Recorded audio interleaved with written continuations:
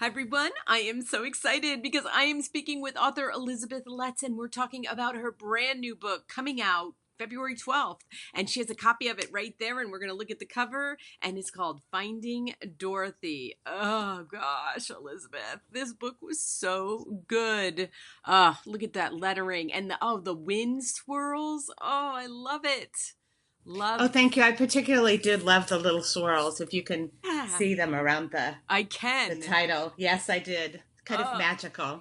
Oh my gosh. I mean, never mind that The Wizard of Oz is probably everybody's favorite. I don't know. Like we're probably around the same age. I'm Uh-huh. 54, and because when you said you grew up in the 60s, every year we watched I Every mean, it year, was, yeah. do you remember? It was like a Oh, it yes. was an event. It was like An event something. and something that, I mean, if you're around our age, it really was such a major kind of thing every year.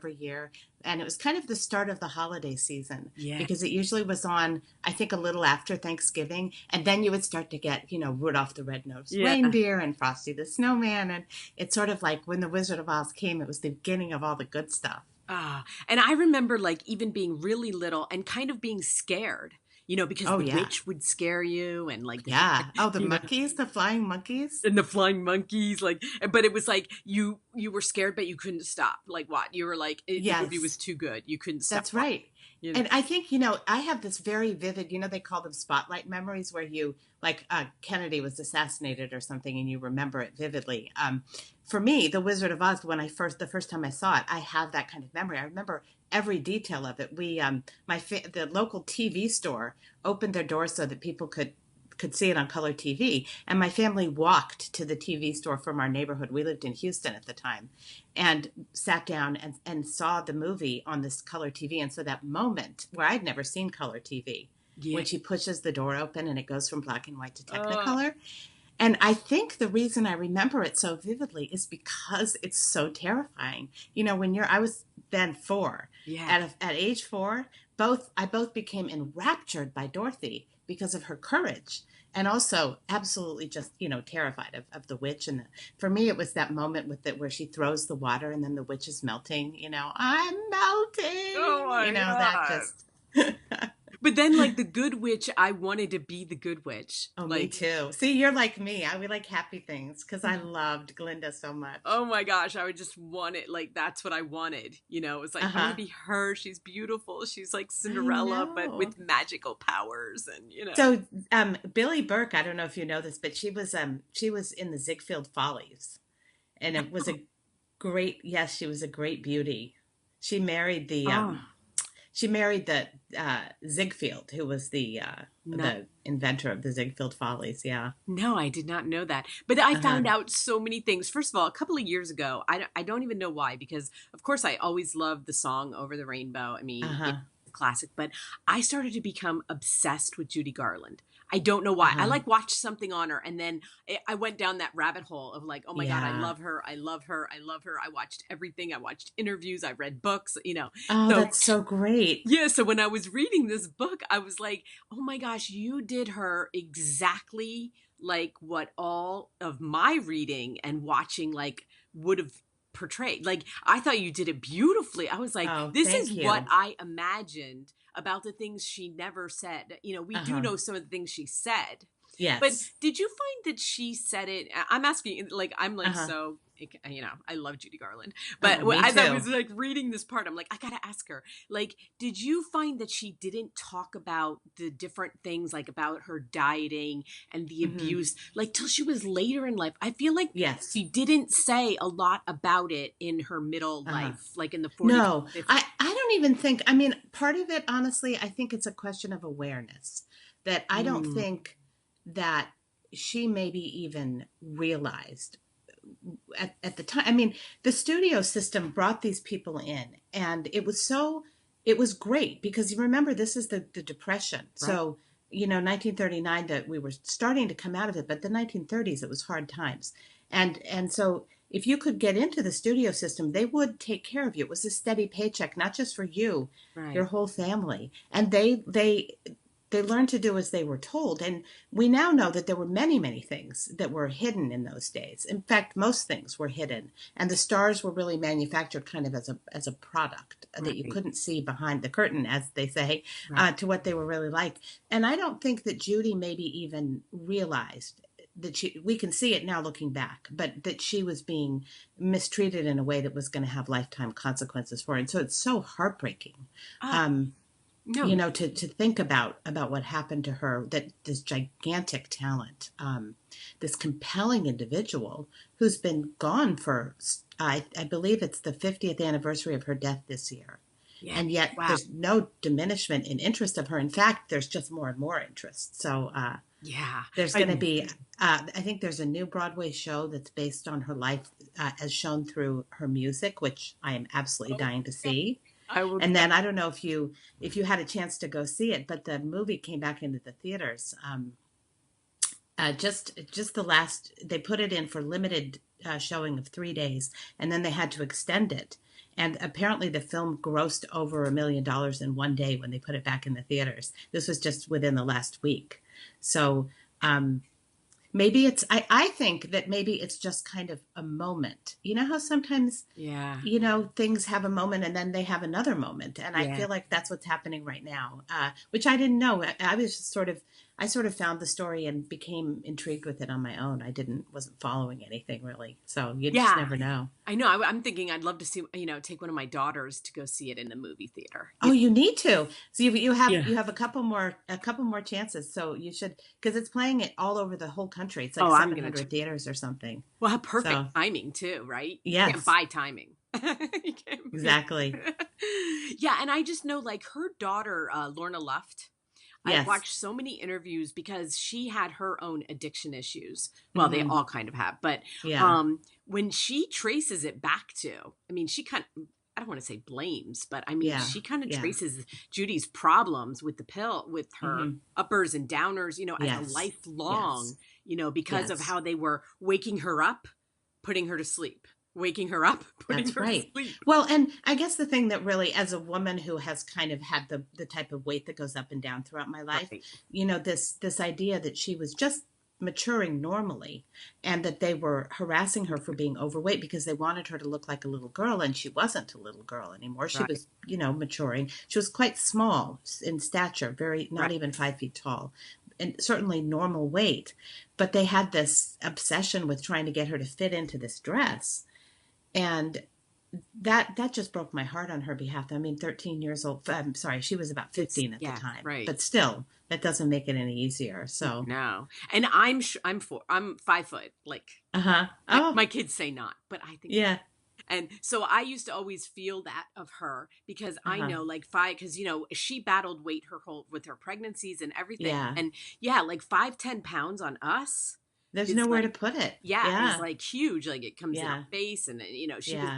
she always had, people wanting her thinner. And, Yeah. I had a heart for her because I felt like as I opposed know. like, she was a machine. And her mom was Oh, so, yeah. And her mom was not a sympathetic character. And her dad, who she adored, and yeah, then he died, I, So, I mean, really, the thing is, in Finding Dorothy, pretty much, I try to make it clear in the end, you know, how I handled it in historical fiction. But so much of what I put in there, everything pretty much about Judy, the facts of her life, I took it from the truth, as you yeah. said, from having read about it. I'd really tried to be faithful to her story because her story was dramatic enough as it is. You really didn't need to make things up. No, and okay, so you're in your book, like just I love at the end of the book how you explain how you found this story, and it Yes. is truly amazing. So, can you tell everybody about this? Because I was Sure. like, Well, it started about 6 or 7 years ago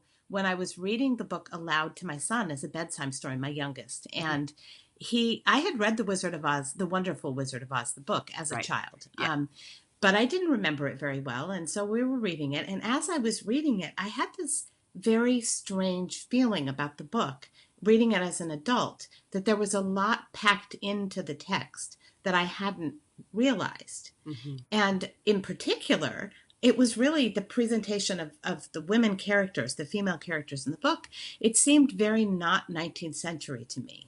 And so I knew the author's name, L. Frank Baum, but I didn't know anything about him.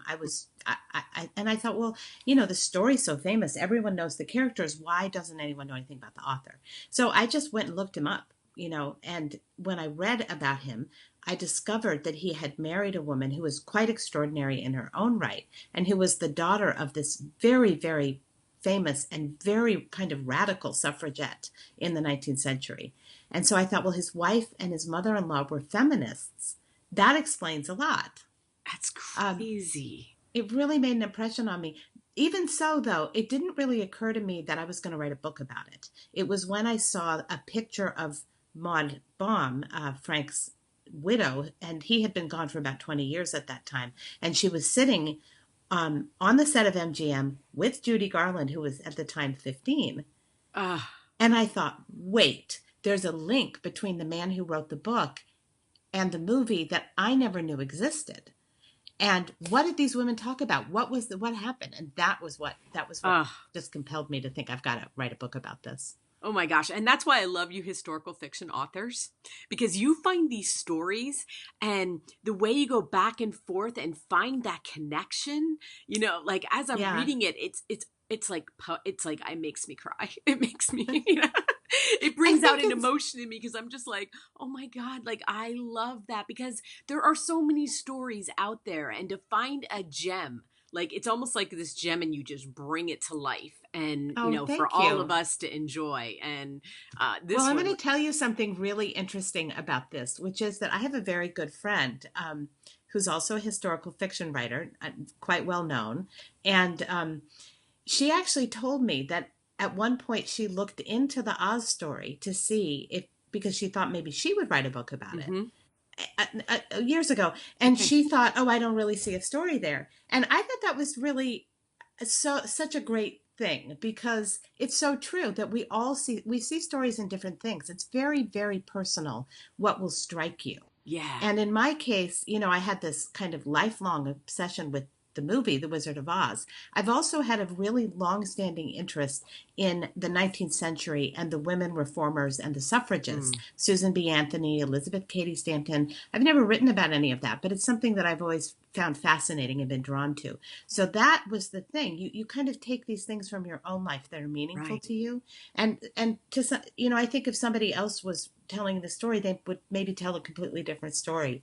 And that's the beauty of it, I think, Yes. Yeah. And it gets so personal. And then your research is so different, Yes, exactly. Because you research what you're interested in, really. And then you hope that other people will be interested in the same thing. And I find that usually if I think something is like, wow, like, really? Who knew that?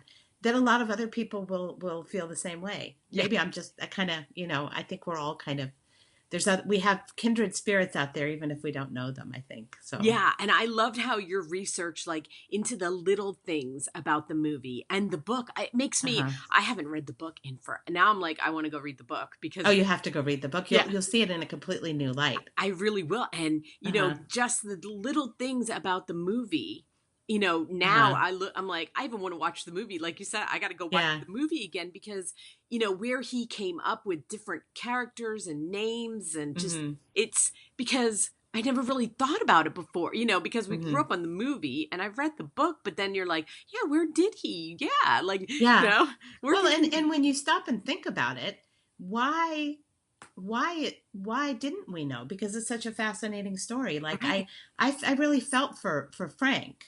I felt for him because he was a man ahead of his time. He really could imagine moving pictures and things. He got right into photography and then the very beginning of moving pictures. So the idea that his book would be made into the most, they recently said the most influential movie of all time, based on this big study that this Italian researchers did. But that he would be able to, that he wasn't around to see it. And of course, Frank, he really thought Oz was a real place. And he really believed that there were other worlds that were right next to ours. And if you were just, with enough concentration, you kind of pushed the veil aside and you'd see them. And so I love thinking about Frank because I love thinking that Frank knows all of this, Oh my gosh. So, and, even in my head, like when I was in the beginning, I'm like, I guess I knew that it was written in 1900, but it just hear it. again, like to Yeah. really think about that, you're like, Yeah. wow, that it, Right. it puts a whole new, like, whoa, look what he was writing in 1900. And, Exactly. you know, Exactly. Yeah.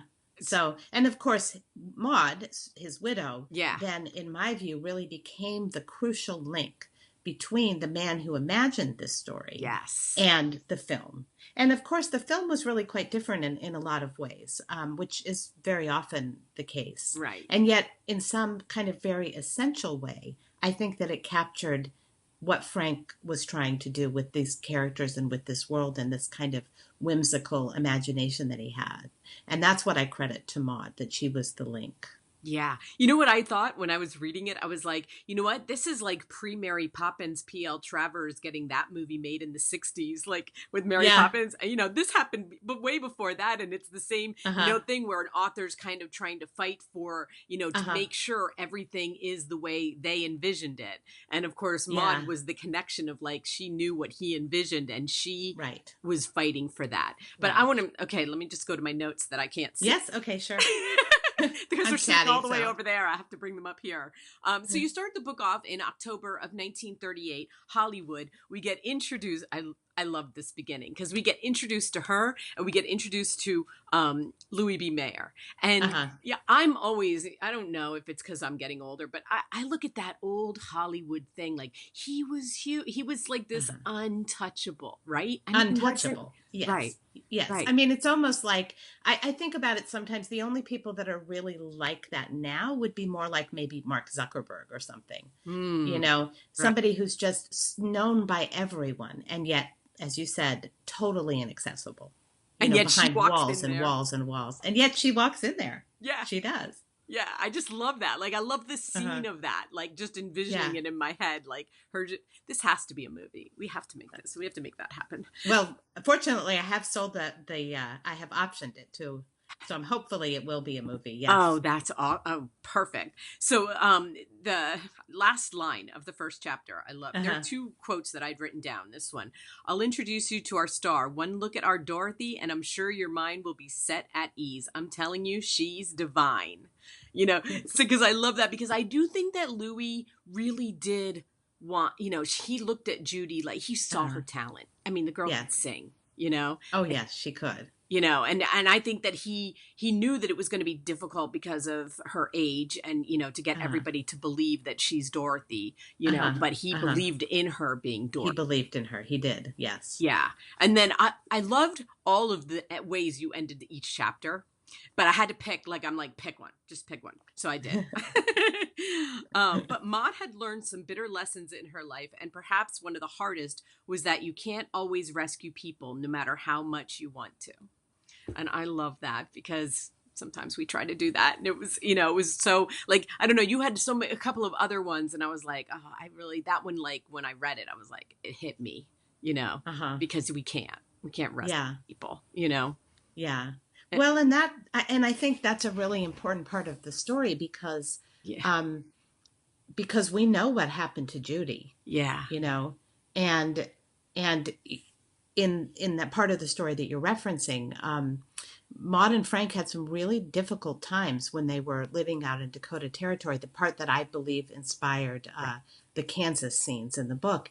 And I think what I find so bittersweet about it is you've got to tell the story. And to me, it's a very, very hopeful story. It's a story about hope. And yet, just like Judy, I mean, Over the Rainbow, that is a song about hope. Has anyone ever captured that feeling of hopefulness better than she did in that song? I don't know. And yet we know that things didn't always turn, no matter how badly people loved her and wanted to help her, in the end, you can't. And I think that there are several places in this story that you see that. And that deep emotion, you've got to have that deep emotion to really be able to write a story that has the staying power of The Wizard of Oz. I mean, it's a children's book, but there's a lot underneath it. So much packed into it. So much packed into it, yeah. Of a real life and real hard times. And Frank Baum did not write that book until he was 44. And Maud was, Maud's a little bit younger, but Maud was, I think, in her late 30s. They had 4 children. Right. It was well along in there. When they put a lifetime worth of experience into it. And I think it's fair to say that their life was even more eventful than many people's lives, you Uh, know? yeah. Oh my gosh. Okay. So, all right. This book is, we're going to, be putting this video out. This book is coming out soon. People can Yes. pre-order it. Okay. On Yes. Amazon. I'm going to put the link below. But can you tell us anything about what your next adventure is? What I'm going to be writing after this.